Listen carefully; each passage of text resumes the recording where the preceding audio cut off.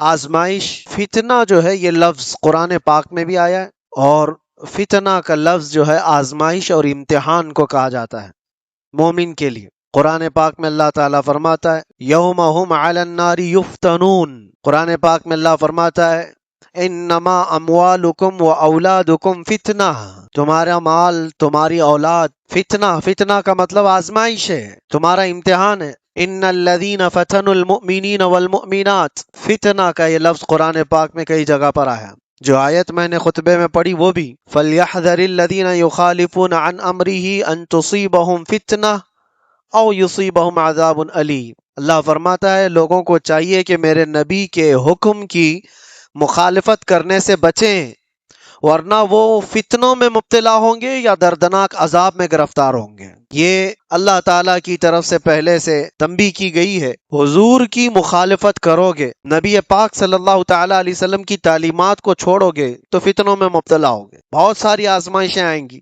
آج جو ہم فی زمانہ پوری آزمائشوں میں گھرے ہوئے ہیں، کیا اپنے گریبان میں جھانک کر دیکھیں کہ حضور پاک صلی اللہ علیہ وسلم کی تعلیمات کے مخالف نہیں چل رہی پوری امت؟ جس امت کو خیر امت کا لقب قرآن نے دیا، یا اچھائیوں کا حکم دیتی ہے برائیوں سے روکتی ہے، وہ کہاں ہے تمہارا منصب؟ کیا ہر کوئی وہ ذمہ داری نبھا رہا ہے؟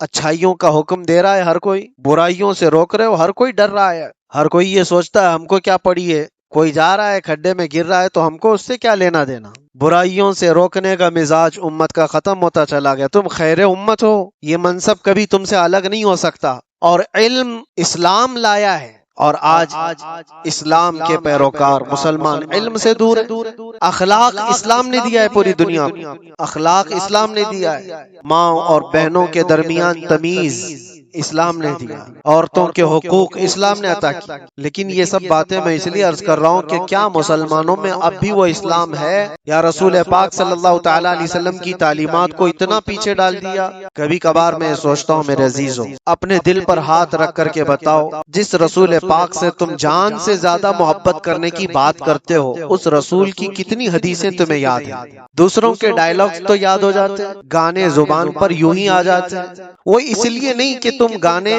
رٹا مار کے یاد کرتے ہو، سن کے ہی یاد ہوتے ہیں، چلتے پھرتے لگ جاتے ہیں، یاد ہوتے ہیں۔ کسی کے ڈائلاگز بہت زیادہ ادھر وائرل ہوتے ہیں، وہ یاد ہو جاتے ہیں۔ لیکن میں یہ پوچھنا چاہتا ہوں کہ یہ سن کر کے جب دنیاوی نغمے یاد ہو جاتے ہیں تو اپنی عادت ایسی کیوں نہیں ڈالی کہ میرے نبی کے نغمے بھی سن کے یاد ہو جائیں، حضور کی باتیں یاد ہو جائیں؟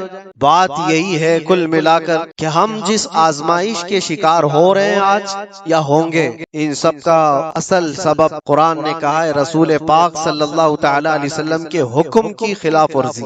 دیکھو حضور کے حکم کی خلاف ورزی دو طرح کا کرتا ہے آدمی، ایک جان بوجھ کے کرنے والا وہ کافر ہے، وہ کہتا ہے کہ میں مانتا ہی نہیں، نعوذ باللہ، وہ کافر ہے۔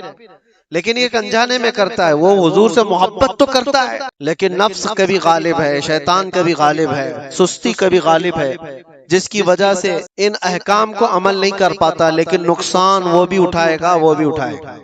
پہلا والا تو جہنم، جس نے جان بوجھ کر کے انکار کیا حضور کے فرامین کو، وہ تو جہنم میں جائے، اور دوسرا والا جو انجانے میں کرتا چلا گیا تو وہ دنیا میں فتنوں میں مبتلا ہوگا، آزمائش میں آئے گا۔ اللہ کے نبی صلی اللہ تعالی علیہ وسلم نے یہ بھی ارشاد فرمایا ایک زمانہ تم پر آئے گا، ایک صحابی حضرت حذیفہ رضی اللہ تعالی عنہ، وہ فرماتے ہیں کہ سب لوگ حضور صلی اللہ علیہ وسلم سے اچھائی کے بارے میں زیادہ سوال کرتے تھے اور میں برائیوں کے بارے میں زیادہ سوال کرتا تھا۔ وہ کہتے ہیں خود اس کی وجہ یہ ہے، اس لیے پوچھتا تھا کہ کہیں اس برائی میں مبتلا نہ ہو جاؤں، کہیں اس برائی سے میرا سامنا نہ ہو جائے۔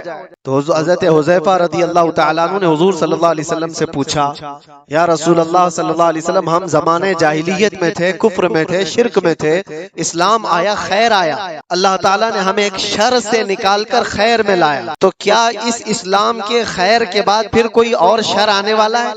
اس کے بعد اور کوئی برائی آئے گی؟ حضور نے فرمایا ہاں آئے گی، جس اسلام میں تم ہو اس خیر کے بعد پھر شر آئے گا۔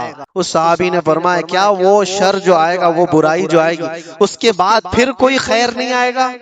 حضور نے فرمایا آئے گا۔ اس کا مطلب یہ ہے زمانہ جاہلی، یہ پوری حدیث سن لیجیے، حضرت حذیفہ رضی اللہ تعالیٰ عنہ کی یہ حدیث صحیح حدیث پاک۔ پہلے انہوں نے پوچھا ہم زمانہ جاہلیت میں تھے، کفر و شرک میں تھے، اسلام میں آئے تو ایک برائی سے نکل کر خیر کی طرف آئے. اب پوچھا کیا اس خیر کے بعد پھر کبھی اور کوئی برائی آنے والی ہے، شر آنے والا ہے؟ حضور نے فرمایا ہاں آنے والا ہے. اس شر کے بارے میں کیا حضور نے فرمایا وہ بھی بتاتا ہوں. لیکن حضرت حذیفہ نے اس کے بعد کا بھی پوچھا، کہا وہ شر جب آئے تو کیا اس کے بعد پھر کوئی بھلائی آئے گی کہ نہیں آئے گی، خیر آئے گا کہ نہیں؟ حضور نے فرمایا ہاں آئے گا. اس کا مطلب یہ ہوا کہ ہم جس زمانے سے گزر رہے ہیں ہو سکتا ہے یہ شر پہ شر، شر پہ شر آ رہا ہے، لیکن میرے نبی کی بشارت کے بعد یہ سارے شر کے بعد ایک خیر آنے والا ہے. اس سارے شر کے بعد ایک خیر آنے والا ہے. یہاں تک کہ حضور صلی اللہ علیہ وسلم سے جب حضرت حذیفہ نے پوچھا تھا نا کہ کیسا شر آئے گا، ہم تو جہالت سے نکل کر کے اسلام میں آئے، یہ خیر ہے، اس کے بعد جو شر آئے گا وہ کیسا ہوگا؟ حضور نے فرمایا گا وہ ایسا ہوگا کہ لوگ مسلمان کہلانے کو بھی جھجکتے ہوں گے، اور کچھ لوگ اس کو مسلمان کو ایسا دیکھیں گے جیسے کسی چور کو یا زانی کو دیکھا جاتا ہے. وہ زمانہ آئے گا، وہ شر کا زمانہ، یعنی لوگ اس کو دکھا کر کے بولیں گے یہ دیکھو مسلمان جا رہا ہے، یہ دیکھو مسلمان جا رہا ہے. مسلمان ہونا تعجب کی بات ہو جائے گی، ایسا شر آئے گا. اور یہاں تک کہ حضور صلی اللہ علیہ وسلم فرماتے ہیں جیسے زانی کو لوگ حقارت سے دیکھتے ہیں، ایک سچے مومن کو ایسا دیکھا کریں گے. یہ زمانہ آئے گا، تم شرمانا مت کہ لوگ مجھے اوپر سے نیچے ایسے تاڑتے ہیں، اتنا گھورتے ہیں، اتنا دیکھتے ہیں. تم مومن ہوگے تو دیکھیں گے ضرور، اور دیکھے جاؤ گے تم. ان کے دیکھنے پر میں اپنا امامہ کیوں اتاروں، ان کے دیکھنے پر میں اپنی داڑھی کیوں نکالوں، بلکہ وہ گھور کے ہمیں بتا رہے ہیں کہ ہم مومن ہیں. وہ شر کا زمانہ آئے گا کہ لوگ تعجب سے دیکھا کریں گے مومن کو، تعجب سے دیکھیں گے اور تانا بھی ماریں گے کہ یہ دیکھو بڑا مومن بنتا ہے، یہ بڑا مسلمان لگتا ہے. ابھی وہ زمانہ اتنا زیادہ عام تو نہیں ہے، لیکن نمازیوں کو تو تانا دیتے ہیں، ٹوپی والوں کو، داڑھی والوں کو، امامے والوں کو تو تانا دیتے ہی ہیں. حضور کی سنت پر جو آتا ہے اس کو نہیں لوگ مذاق میں لینے لگ جاتے ہیں. یاد رکھنا کفار و مشرکین جو مذاق کر رہے ہیں وہ تو جہنم میں جائیں گے، لیکن کوئی مسلمان اگر حضور کی سنتوں کا مذاق کرے گا تو دائرہ اسلام سے خارج ہو گیا، اس نے کفر کیا ہے. حضور پاک صلی اللہ تعالی علیہ وسلم کی سنت کو ہلکا جاننا کفر ہے. اب سنو، اتنا ہی نہیں، اس شر کے بارے میں حضرت حذیفہ نے جو پوچھا تھا، یہ خیر کے بعد جو شر آئے گا، برائی آئے گی، وہ کیا ہوگی؟ حضور نے فرمایا ایسا ہوگا کہ ہتھیلی پر انگارہ لے کر کھڑا ہونا آسان ہوگا، مسلمان بن کر کے رہنا اور مشکل. مفہوم حدیث بتا رہا ہوں، ایمان پر قائم رہنا اتنا مشکل ہو جائے گا، ہتھیلی پہ جیسے انگارہ لے کر کھڑا ہونا مشکل ہے. ایسا ہی ہے آج. امانت کے ساتھ برقرار رہنا، نظروں کی حفاظت کے ساتھ قائم رہ جانا، حضور کی سچی محبت، عقیدت اور ان کی الفت کے ساتھ اس زمانے میں جی لینا اپنے ہتھیلی پہ انگارہ رکھنے سے کم نہیں ہے. یہ کم نہیں ہے میرے عزیزو، بڑی آزمائشیں ہوتی ہیں. لوگ نعرے لگا کر کے سمجھتے ہیں کہ آسان ہے. ہاں، شاعر نے یہ کہا تھا، یہ شہادت گہے الفت میں ہے قدم رکھنا. لوگ آسان سمجھتے ہیں مسلمان ہونا، قدم پر شہادتیں، قربانیاں ہیں. اب سنو ایک اور حدیث، یہاں تک تم پریشان ہو چکے ہوں گے، اتنے پریشان ہو چکے ہوں گے کہ کبھی قبرستان کی طرف سے گزر رہے ہوں گے تو حضور فرماتے تم قبروں والوں کو دیکھ کر کے یہ تمنا کرو گے کاش اس کی جگہ میں ہوتا تو اچھا ہوتا، کیونکہ وہ فتنوں سے بچ کر چلا گیا، ہم سے پہلے چلا گیا، اب محفوظ سویا ہے، اور ہم روزانہ ایک نئے فتنے کا مقابلہ کر رہے ہیں. یہ کیفیت آئے گی ایمان والوں پر. اور اتنا ہی نہیں، اور آگے اللہ کے نبی صلی اللہ تعالی علیہ وسلم فرماتے ہیں مومنوں پر جو شر کا زمانہ آئے گا وہ ایسا ہوگا، ایسا ہوگا کہ پوری دنیا میں قرآن کے صرف لفظ باقی رہ جائیں گے، قرآن نہیں رہے گا، لفظ باقی رہ جائیں گے. اور مسلمانوں میں نمازوں سے دوری، یہ ساری چیزیں آ جائیں گی، قرآن تک ان کے بیچ میں نہیں رہے گا، قرآن کے لفظ رہ جائیں گے. کا مطلب یہی ہے کہ قرآن تو موجود ہے لیکن کتنوں کے پاس ہے. پاس میں ہونے کا مطلب یہ نہیں ہے کہ پٹھے والا، پیپر والا قرآن، وہ تو گلے میں بھی لٹکا کر کے گھومو، اس سے کیا ہونا ہے؟ جب قرآن نہ پڑھنا آتا ہے، نہ سمجھ آتی ہے، اور نہ عمل کرنا آتا ہے، تو کیا یہ آج حالت نہیں ہے؟ قرآن کتنے کے پاس، کتنے لوگوں کے پاس؟ عجیب وہ مضحکہ لگتا ہے. لوگ قوالیوں میں تو جھومتے ہیں اور قرآن کی تلاوت ہوتی ہے تو انہیں کچھ نہیں اثر ہوتا. ان کو تو لگتا ہے کب ختم ہو رہی ہے، قرات کتنی لمبی کر رہے ہیں مولانا صاحب، نماز میں لمبی قرات ہو رہی ہے، قرآن اللہ کا کلام ہے، تمہیں سمجھ میں آ رہا ہوتا تو تم کو پتہ ہی نہیں چلتا کہ رکعت کب ہو رہی ہے، اکا دکا جس کو قرآن ہوتا ہوگا۔ تو اللہ کے نبی صلی اللہ علیہ وسلم نے فرمایا ایک زمانہ ان پر آئے گا کہ ان کے پاس قرآن ہی نہیں ہوگا۔ تو صحابہ ڈر گئے، اتنا شر آئے گا ان کے پاس۔ حضور نے یہ بھی فرمایا چرواہے لوگ ہوں گے، کم ذات کے لوگ ہوں گے، لیکن بڑی عمارتیں بنا کر سجا رہے ہوں گے، سب گھروں کی زیب و زینت میں لگے ہوں گے، آرائش میں لگے ہوں گے۔ آج یہ تو دیکھنے کو ملتا ہے، بلکہ یہ بھی فرمایا میرے آقا صلی اللہ علیہ وسلم نے کہ وہ بڑے تختوں پر بیٹھ کر حکومت بھی کریں گے۔ وہ سب علامات آج دیکھنے کو ملتی ہیں۔ ہر چھوٹا بڑا، بڑے لوگوں کی بات تو الگ ہے، ایک چھوٹا سا آدمی بھی آج سب اس زیب و زینت میں لگا ہوا ہے۔ مسجدیں سجا دی جائیں گی اور اس میں نمازی نہیں رہیں گے، سب مسجدیں ماربل کی ہیں، سب مسجدوں میں قالین ہے، تقریباً مسجدوں میں اے سی ہے، سب آرام دہ چیزیں سب، لیکن سجدہ کرنے والوں کے لیے مسجدیں ڈھونڈ رہی ہیں، نہیں ہے۔ یہ وہ زمانہ آئے گا، نبی پاک نے جب یہ فرمایا تو صحابہ کرام رضوان اللہ تعالی علیہ مجمعین جو سوال کر رہے تھے، اب ظاہر سی بات ہے، اب میں نے اتنی علامتیں جو بتائی، ڈر اور خوف لگ رہا ہے کہ نہیں لگ رہا ہے؟ ڈر اور خوف ہے کہ نہیں؟ کہ ایسا زمانہ آئے گا کہ لوگ ہم کو مومن ہونے پر تانا دیں گے؟ اور اتنا ہی نہیں، حضور نے یہ بھی فرمایا قتل عام بڑھ جائے گا، حرج بڑھے گا، لالچ کی بنیاد پر 100 لوگ ہوں گے تو 99 قتل ہو جائیں گے، ایک بچ جائے گا، اتنے زیادہ قتل عام، موتیں زیادہ ہونے لگ جائیں گی۔ اب یہ سب تھا جو شر کا زمانہ ہے۔ تو حضرت حذیفہ نے فرمایا یا رسول اللہ صلی اللہ علیہ وسلم، اس شر کے بعد کوئی خیر آئے گا کہ نہیں آئے گا؟ حضور نے فرمایا کہ ہاں آئے گا، جب پوری دنیا میں اس طرح کا ظلم عام ہو جائے گا، اللہ امام مہدی کو پیدا فرمائے گا، یہ خیر کا زمانہ ہوگا، یہ خیر کا زمانہ ہوگا۔ حضور اکرم صلی اللہ علیہ وسلم فرماتے ہیں پھر مہدی کو اللہ پیدا فرمائے گا اور مہدی پوری امت کو جمع کرے گا اور پوری دنیا میں صرف ایک کلمہ گونجے گا، لا الہ الا اللہ محمد رسول اللہ صلی اللہ علیہ وسلم۔ یہ حدیث پاک میں نے پوری سنائی جو حضرت حذیفہ رضی اللہ تعالیٰ عنہ سے مروی ہے۔ اس شر کے بعد ایک خیر آنے والا ہے، لیکن اس خیر کے آنے تک ہمیں انتظار تو ہے، یہاں تک کہ لوگ بھول چکے ہوں گے دین کو۔ نبی پاک صلی اللہ تعالیٰ علیہ وسلم نے امام مہدی کے ظہور سے پہلے جو چیزیں ہیں اس کے لیے ارشاد فرمایا کہ لوگ دین پورا بھول چکے ہوں گے، قرآن ان کے بیچ میں نہیں ہوگا، تب امام مہدی آئے۔ دعا تو ہم یہ کرتے ہی ہیں کہ اللہ تعالیٰ امام مہدی کا زمانہ عطا فرمائے۔ ہر ایک کی خواہش ہے جو امام مہدی کا ظہور اور تذکرہ سنتا ہے، وہ ایک پرچم تلے پوری دنیا جمع ہوگی، وہ دور کیسا ہوگا؟ اس چیز کے لیے تمنا تو سب کرتے ہیں، لیکن دعا یہ بھی کرو اس دور کے پہنچنے تک، یہ جو شر کا زمانہ، یہ جو فتنوں کا زمانہ ہے، اللہ اس میں صبر اور استقامت عطا فرمائے۔ جو اس میں سے بچ کر نکلا وہ ایمان والا ہے۔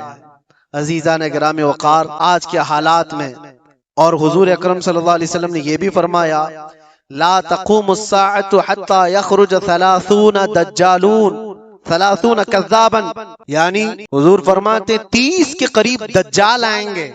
وہ جو کانا دجال ہے وہ بعد میں آنے والا ہے، وہ حدیث وہیں تک ختم نہیں ہوئی۔ حضرت حذیفہ کی جو حدیث ہے، پھر سے شروع سے میں آپ کو بتاؤں، انہوں نے کہا ہم کفر میں تھے، جہالت میں تھے، اللہ تعالیٰ نے انعام فرمایا اور ہم خیر میں آئے، اسلام میں ہیں، تو یا رسول اللہ اس خیر کے بعد کوئی شر ہے؟ حضور نے فرمایا ہاں وہ شر آئے گا، میں نے بتایا شر۔ پھر امام میں حضرت حذیفہ نے پوچھا اس شر کے بعد پھر خیر آئے گا؟ حضور نے فرمایا ہاں آئے گا، امام مہدی کو اللہ تعالیٰ مبعوث فرمائے گا، پیدا فرمائے گا۔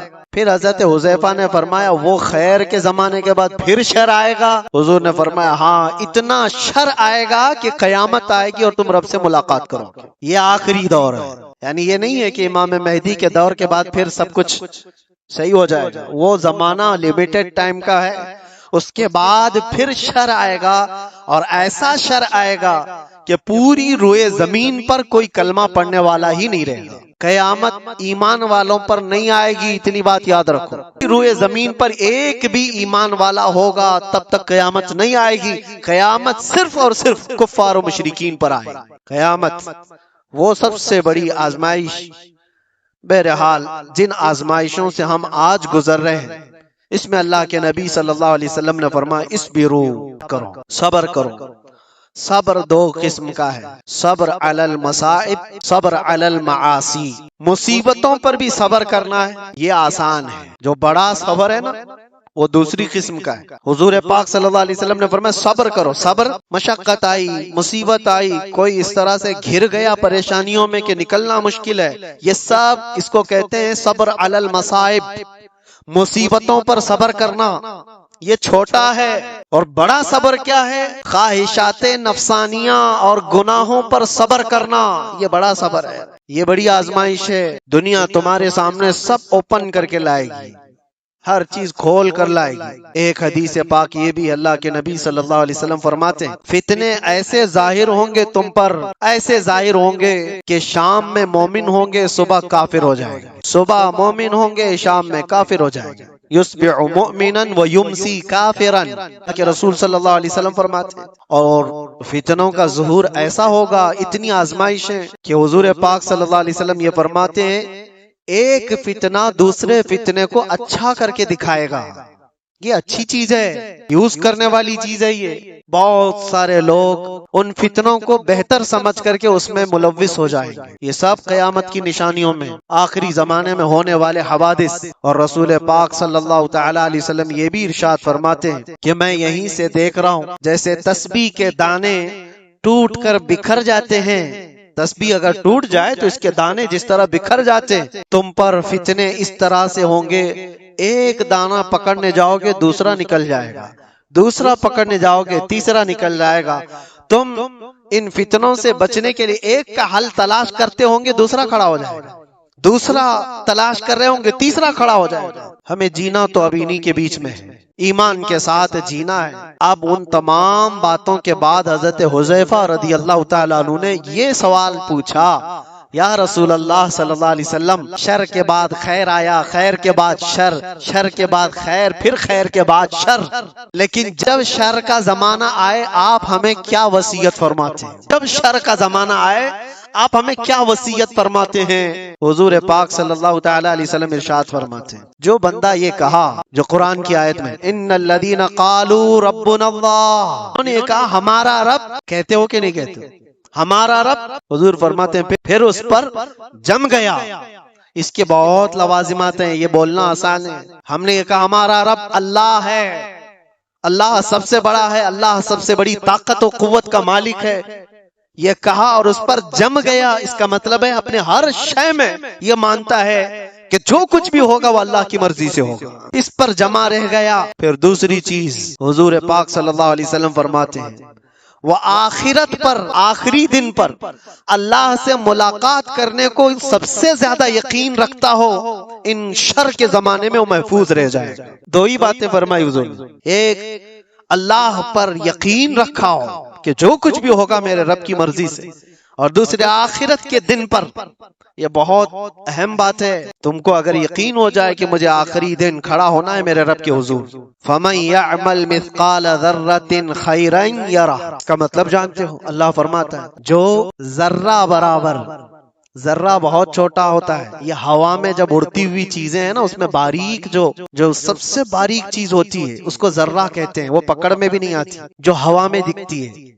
کبھی دھوپ میں آپ دیکھنا دھول کے جو ذرے ہوتے ہیں اس کو ذرہ کہتے ہیں۔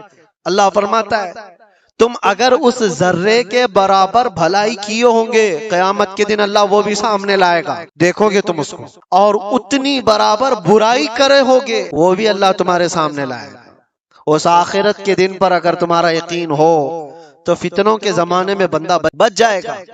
اللہ کی ذات پر یقین ہو، آخرت پر یقین ہو۔ میں ایک بات کہتا ہوں، حضرت محبوب الہی کے پاس ایک بندہ آیا تھا، ان کا مرید تھا، اس نے کہا کہ حضور انسان ہیں، خواہشات ہیں، تمنائیں ہوتی ہیں، کبھی کبھار تو گناہ کرنے کی خواہش آتی ہے، بہت زیادہ آتی ہے، تو اتنی پرمیشن تو ہونا چاہیے، تھوڑا بہت گناہ کر لے آدمی کے ساتھ کر لے، کرتا تو ہے لیکن پکڑ ہو جاتی ہے اس پہ۔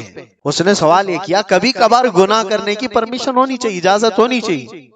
آپ نے فرمایا ہاں ہونا تو چاہیے۔ او مرید تو پھیل گیا، حضرت نے کہہ دیا ہے ابھی لیکن انہوں نے کہا 2 شرطیں. اس نے کہا جلدی بتائیے حضرت کیا شرطیں ہیں وہ. انہوں نے کہا گناہ کرنا ہے، اگر برائی کرنا ہے تو پہلی شرط یہ ہے کہ اللہ کی سلطنت سے باہر جا کے کرے. پوری کائنات اس کی سلطنت میں ہے یا نہیں؟ وَلِلَّهِ مُلْكُ السَّمَاوَاتِ وَالْأَرْضِ، قرآن میں بے شمار کئی جگہ پر اللہ نے فرمایا سارے آسمانوں اور زمینوں کی بادشاہت اللہ کی ہے. لیکن سلطان الاولیاء محبوب الہی کہتے ہیں کرنا ہے تو ٹھیک ہے، ایک شرط تو یہ ہے اس کی سلطنت سے باہر نکل کر کے کر. کہا یہ تو نہیں ہو سکتا، یہ تو نہیں ہو سکتا، کہاں جاؤں گا؟ جہاں بھی جائے وہ اس کی بادشاہت ہے.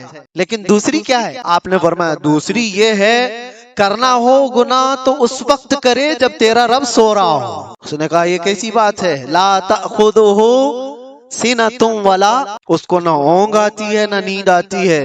اللہ لا الہ الا هو الحی القیوم، وہ اللہ حی اور قیوم، ہمیشہ سے زندہ، ہمیشہ زندہ رہنے والا، ہر شے کو اپنی قدرت سے قائم رکھنے والا. اسے اونگ بھی نہیں آتی، نیند بھی نہیں آتی، ہر چیز کو وہ دیکھ رہا ہے. قرآن میں اللہ فرماتا واللہ خبیر بما تعملون، تمہارے سارے کاموں سے وہ باخبر ہے. یعلم خائنۃ الاعین وما تخفی الصدور، تمہاری آنکھیں جو خیانت کرتی ہیں اللہ وہ بھی دیکھ رہا ہے. تمہارے دل میں جو وسوسے گزر رہے ہیں اللہ اس سے بھی باخبر ہے. کوئی چیز نہیں بچی. وہ کب سوئے گا؟ نہیں. سونے والے خدا پر تو ہم ایمان ہی نہیں رکھتے، سونے والے خدا پر ہم ایمان نہیں رکھتے. وہ کوئی اور ہوگا، 6 مہینے سوتا ہوگا، 6 مہینے جاگتا ہوگا. میرا رب لا تأخذہ سنۃ ولا نوم، نیند اور اونگ کا تو ادھر گزر ہی نہیں ہے. جس کائنات کو پورا وہ اپنے کن سے چلاتا ہو اس کے بارے میں نیند کا شائبہ بھی نہیں. تو 2 باتیں جو محبوب الہی نے فرمائی، مرید دنگ رہ گیا. کہا کہ حضور ناممکن بات ہے، نہ میں اس کی سلطنت سے باہر جا سکتا ہوں، نہ کوئی ایسا وقت آنے والا ہے جب اس کو اونگ آئے یا نیند آئے. تو آپ نے فرمایا تو پھر شرم کر، اس کی سلطنت میں اس کے دیکھنے کے وقت تو کیسے کر سکتا ہے؟ بچ جا، اس کے بعد پھر دوبارہ سوال نہ کرو. میرے عزیزوں، ان فتنوں کے دور میں، شر کے زمانے میں اگر تم بچ سکتے ہو تو یہ ایمان اللہ ہے، پھر اس پر جم جاؤ. اور دوسری بات حضور نے فرمایا یؤمن بالآخرہ، آخرت کے دن پر وہ ایسا یقین کامل رکھتا ہو کہ مجھے وہاں تو اٹھایا جائے گا، پوچھا جائے گا. بہرحال آج مجھے صرف یہ حدیث پوری بیان کرنی تھی. جو حالات آج پیش ہیں، لوگ اس سے گھبرائے ہوئے ہیں، نروس کہ کیسا کیسا دور آ رہا ہے. اتنے مارے جا رہے، اتنے کاٹے جا رہے، ہر جگہ ایک ایک چیز پر. میاں ابھی تو تم مسجدوں، خانقاہوں اور نبی پاک صلی اللہ علیہ وسلم کی ذات، اللہ کی ذات پر تنازعات قائم کرنے والے لوگوں کو دیکھا ہے. وہ دور بھی آئے گا تمہارے کلمہ طیبہ پر، تمہاری زبان پر لوگوں کو اعتراض ہوگا، سوال ہوگا. آ بھی گیا، تمہاری اذانوں پر سوال، تمہاری نمازوں پر. آج یہ ساری چیزیں جو ہے آزمائش سے تم گزر رہے ہو. یہ وہ شر کا زمانہ ہے جس میں تمہیں صبر رکھنا ہے. اور صبر دونوں قسم کا، مصیبتوں پر بھی صبر کرو اور معاصی پر، گناہوں پر بھی صبر کرو. دونوں چیزیں. نوجوان طبقے کی ذمہ داری بڑھ جاتی ہے. میرے عزیز بچوں، میں آپ سے کہنا چاہتا ہوں یہ رمضان کا آخری عشر ہے، آپ اللہ کے ذکر کی مجلس میں آئے. خدا را رسول پاک کا واسطہ دیتا ہوں، تمہارے 2 چھوٹے کندھوں پر بہت بڑی ذمہ داری آئی جو اگلوں پہ نہیں تھی، آج تم پر ہے. تمہاری پوری جنریشن جو بعد آنے والی ہے وہ تمہارے ہر نقل و حرکت کو دیکھے گی اور اس کو کاپی کرنے والی ہے. تم بزدل رہو گے تو نسلیں بزدل ہوگی، تم گنہگار عیاش رہو گے تو تمہاری نسلیں اسی طرح سے پیروکار بن جائیں گی. تمہارے ان کندھوں پر بہت بڑی ذمہ داری ہے. کیا میرے مصطفیٰ کریم صلی اللہ علیہ وسلم سے اتنی محبت بھی نہیں ہے تمہیں کہ اپنے عیش و عشرت کو ٹھوکر مارے؟ ہم دنیا جو چاہتی ہے ویسے نہ بن کر کے آمینہ کا لال جیسا چاہے ویسے بن جائے. کیا اتنی چیز قربانی ہم نہیں دے سکتے اس دور میں جہاں لوگ تمہارے رب پر سوال کرے، قرآن پاک کو جلا دیا جائے، تمہارے بزرگوں کی قبریں اکھاڑنے کی بات ہو؟ اب بچا کیا تمہارے ہو رہی؟ کیا یہ دور تمہارے تاش کے پتوں پر بیٹھنے کا دور ہے؟ کیا یہ دور تمہارے شراب پینے کا اور جوا کھیلنے کا دور ہے؟ کیا یہ دور تمہارا پورا 24 گھنٹے انٹرنیٹ پر گیم کھیلنے کا وقت ہے؟ تم سے سوال ہوگا ہر گھڑی کے بارے میں، ہر لمحے کے بارے میں سوال ہوگا. اور ایک بات یہ بھی یاد رکھو، اللہ کے نبی صلی اللہ علیہ وسلم فرماتے ہیں کلکم راعن وکلکم مسئول عن رعیتہ، تم میں سے ہر آدمی نگہبان ہے، جیسے چرواہا اپنی بکریوں کا نگہبان ہوتا ہے، تم میں سے ہر آدمی نگہبان ہے، اور ہر آدمی سے اس کے نیچے رہنے والوں کے بارے میں پوچھا جائے گا قیامت کے دن، تیری اولاد کیوں بگڑی، تیری اولاد غلط راستہ کیوں اختیار کی، تیرے انڈر میں تھی، تمہاری بہنیں، تمہاری بیویاں، تمہاری بچیاں، یہ تمہارے ماتحت ہیں، تم ان کے مسئول ہو، ان کے ذمہ دار ہو، ان کے غلط قدم کا بھی تمہیں جواب دینا پڑے گا۔ ماحول کو بنانے کے لیے تمہارے پاس بہت ساری چیزیں ہیں، اٹھو وہ گر نہ حشر نہ ہوگا پھر کبھی، دوڑو کہ زمانہ چال اپنی چل گیا۔ اسی لیے ان فتنوں کے دور میں ایک ہی جگہ سے روشنی ملتی ہے، وہ گنبد خضرا سے۔ ایک بات یاد رکھنا میرے عزیزو، دنیا جس کو دکھانے کے لیے کر رہی ہوتی ہے نا، وہ دنیا ان کو دیکھتی بھی نہیں۔ جس کو دکھانے کے لیے لوگ کچھ چیزیں کر رہے ہوتے ہیں، بہت سارے لوگ ہیں، پوچھا کہ یہ اتنے ناک نقشے، یہ ساری چیزیں تیرے چینج ہو گیا، حلیہ بدل گیا؟ کہا میں فلاں کا فین ہوں، ایکٹر کا، ایکٹریس کا، پتہ نہیں کس کا فین ہے، اسی کی طرح سب کچھ بنانا۔ لیکن میں ان سے پوچھتا ہوں، جس کی تم نقل و حرکت کر رہے ہو، جس کی کاپی کر رہے ہو، کیا وہ تجھے دیکھ رہا ہے؟ کیا وہ تمہیں دیکھ رہا ہے؟ وہ دیکھ کر کے کبھی خوش ہو رہا ہے؟ کبھی تیری خیریت پوچھا؟ لیکن قسم رب ذوالجلال کی، پوری کائنات کے چپے میں کہیں پر بھی رہو، میرے مصطفیٰ کے اخلاق پر جو عمل کر رہا ہے، وہ تاجدار مدینہ اسے دیکھ رہے ہیں، وہ اسے دیکھ بھی رہے ہیں اور فخر بھی کر رہے ہیں۔ اور یہ بھی فرمایا بزرگوں نے، حضور کی سنتوں پر چلنے والا، دنیا کے تانے برداشت کرنے والا، لوگوں کی گالیاں سن کر کے جینے والا، لوگ اس کو دقیانوسی کہتے ہیں، فنڈامنٹلسٹ کہتے ہیں، پرانے خیالات کا کہتے ہیں، سب طرح کی چیزیں برداشت کرتا رہا، لیکن اپنے حلیوں کو چینج نہیں کیا، اپنی تعلیمات کو نہیں چینج کیا، کچھ نہیں بدلا، تھکا ہارا گالیاں کھا کر جس دن اس کا انتقال ہوتا ہے، بزرگوں نے فرمایا رسول پاک صلی اللہ تعالی علیہ وسلم اس کے قبر میں آنے سے پہلے تشریف لاتے ہیں اور منکر نکیر سے کہتے ہیں ذرا آہستہ سے سوال کرنا، بڑا تھک کر کے میرا غلام آ رہا ہے، میں مروں تو میرے آقا، یا ملائکہ سے کہنا اسے کوئی مت جگانا، ابھی آنکھ لگ گئی ہے، زندگی گزارو تو وہ گزارو، دنیا کے تانے ان فتنوں کے دور میں برداشت کرنا سیکھ جاؤ۔ لوگ تمہارے اخلاق پر انگلیاں اٹھائیں، تمہارے سچ بولنے پر بھی تانا ہوگا، تمہارے ایمان پر قائم رہنے پر بھی تانا دیں گے لوگ، تمہاری اچھی باتوں پر تانا دیں گے کہ اس کی زبان تو دیکھو، ملا بن گیا، مولوی بن گیا، مولانا جیسی باتیں کرنے لگ گیا، یہ تانے دینے لگ جائیں گے لوگ۔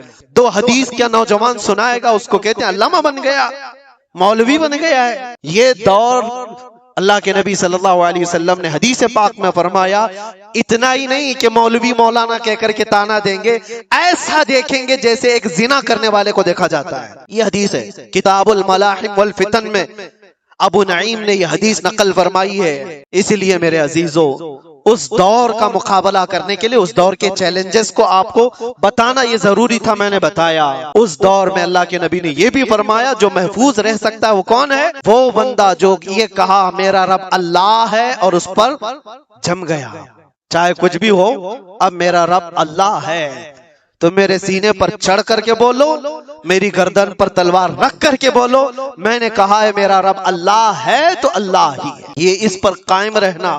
اور دوسری چیز آخرت پر قائم رہنا۔ اللہ تعالیٰ اس شر کے زمانے میں ہماری حفاظت فرمائے، اس شر کے دور میں مولا ہماری جانوں کی، ہمارے مالوں کی اور ہمارے اعمال اور ہمارے ایمان کی حفاظت فرمائے۔ خصوصیت کے ساتھ پوری دنیا بھر میں کچھ واقعات ایسے ہوں گے جو تمہارا دل دہلا دیں گے، وہ ہوں گے، وہ بھی آزمائش ہے، وہ بھی آزمائش۔ مجھے ایک بات یاد آتی ہے، ایک خاتون جو صرف اور صرف مسلمان ہونے کے ناطے امریکہ کی جیل میں قید، اور کتنے سالوں بیت گئے، 25 سال کے قریب، اس خاتون کو دانت تک توڑ دیے گئے، ذہن تک معذور کر دیا گیا، ہر چیز۔ اس خاتون نے اپنی بہن کو ملاقات میں ایک بات یہ کہی تھی، بہن ملنے کے لیے گئی تو اس خاتون نے کہا کہ جیل کی اذیتیں بہت سخت ہیں، میں جانتا ہوں میرے عزیز، ایک دن 1 سال کے برابر کٹتا ہے، میں جس جیل میں رہ کر کے آیا وہاں پر لوگ 22 سال سے اندر ہیں، کتنوں کے گھر اجڑ گئے، ختم ہو گئے، کتنوں کے گھر والے انتقال کر گئے، وہ آ نہ سکے، کتنوں کی اولاد بکھر گئی، کچھ تو ایسے کمپرومائز کر کے رہ گئے کہ اب ہماری زندگی کا خاتمہ انہی 4 دیواروں کے اندر ہے، کچھ برداشت نہ کرتے ہوئے رسیاں لٹکا کر کے اپنے آپ کو پھانسی پر جھول گئے۔ بڑے سخت، بہت سخت آزمائش کا دور۔ ایک خاتون جو ایمان کی بنیاد پر، اسلام کی بنیاد پر قید میں گئی، اذیتوں پر اذیتیں دی گئی، اتنی اذیتیں کہ پیر پھیلانے کی بھی جگہ نہیں تھی، اتنی چھوٹی بیرک دی گئی، اس میں 20 سال کٹ گئے ہوں۔ بہن نے ایک بار پوچھا کہ یہ اذیتیں جو اتنی سخت گزر رہی ہیں، تو وہ ہنس کر کہنے لگی کوئی بات نہیں، میں خود بھی گھبرائی ہوئی تھی بہت، لیکن اس چھوٹی سی 4 دیواری کے اندر بہت تھک کر کے ایک دن سوئی تو خواب میں رسول پاک تشریف لائے، برداشت سے زیادہ ہو گیا تو میرے مصطفیٰ تشریف لائے۔ حضور پاک صلی اللہ علیہ وسلم سے میں نے عرض کیا کہ آقا، یہ زمانہ کب ختم ہوگا میری آزمائش کا، یہ میرا امتحان کب ختم ہوگا، اتنی اذیتوں سے گزارا جا رہا ہے، یہ کب ختم ہوگا؟ اللہ کے نبی صلی اللہ تعالی علیہ وسلم نے کیا فرمایا؟ کہا خاتون، یہ تیری آزمائش تھوڑی نہ، یہ امت کی آزمائش ہے۔ دیکھا جا رہا ہے کہ امت مزے لے کر سو رہی ہے، تم کیا سمجھتے ہو یہ جو چھوٹے بچے روز ہلاک ہو رہے ہیں بلبلاتے ہوئے، آگ کے گولوں کے نیچے ان کی صبح اور شامیں ہوتی ہیں، ان کی چیخوں کو دنیا یہ سمجھتی ہے کہ ایک علاقے کا جھگڑا ہے، میں کہتا ہوں پوری کائنات کے مسلمانوں کا یہ امتحان ہے، آزمائش ہے۔ تم فزیکلی ان کی مدد نہیں کر سکتے تو کم از کم اپنی زندگی تبدیل کرو تاکہ تمہاری دعائیں بار اجابت سے ٹکرائیں، اللہ کی بارگاہ میں تمہاری دعائیں تو جائیں۔ اس لیے میں یہ کہتا ہوں یہ آخری اشرا ہے، مظلوم فلسطینیوں کے لیے بھی ہم دعا کرتے ہیں، مولا ان پر آئے ہوئے اس زمانے کو جلد سے جلد ختم فرما دے۔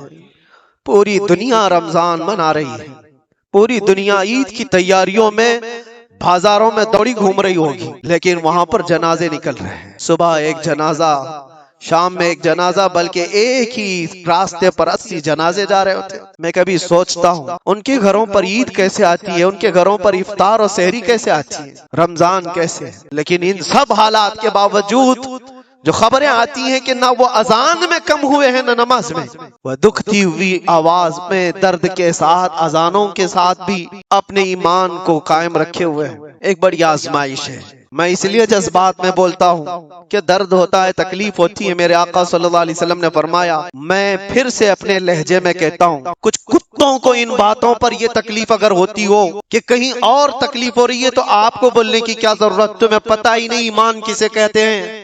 میرے آقا نے فرمایا، مثل المؤمن کمثل جسد اذا اشتكى عضو تداعى له سائر الجسد بالسهر والحمى۔ حضور فرماتے ہیں پورے مومنوں کی مثال ایک جسم کی طرح ہے، ایک عضو کو تکلیف ہو تو پورے جسم میں بخار آتا ہے، ایک عضو کو تکلیف ہو تو پورے جسم میں بخار آتا ہے، اسی کو ایمان کہتے ہیں۔ پھر وہ ایمانی کیا ہے جو دوسروں کی تکلیف کا احساس نہیں کرتا ہو، احساس کے ساتھ اپنی زندگیاں بدلنی ہے۔ یا آخری اشرے میں گڑ گڑاؤ اور اپنے رب سے مانگو کہ مولا ہمیں بھی بدل دے اور ان کے حالات بھی بدل دے۔ وہ دور مولا جلد سے جلد عطا فرما جس دور میں ہر جگہ ہم کھلی سانسوں کے ساتھ یہ کہہ سکیں لبیک یا رسول اللہ۔ وآخر دعوانا ان الحمدللہ رب العالمین۔ ذکر کے لیے آپ حضرات جیسے بیٹھے ہیں اسی انداز میں بیٹھے رہیں۔ اللہ رب محمد صلی علیہ وسلم، نحن عباد محمد صلی علیہ وسلم۔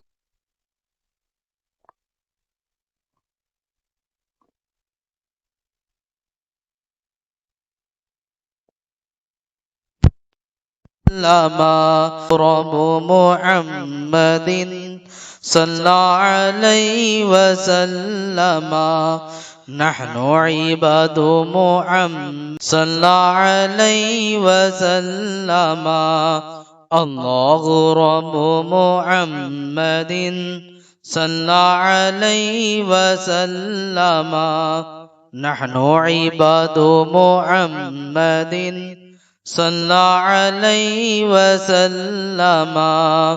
الله رب محمد صلى عليه وسلم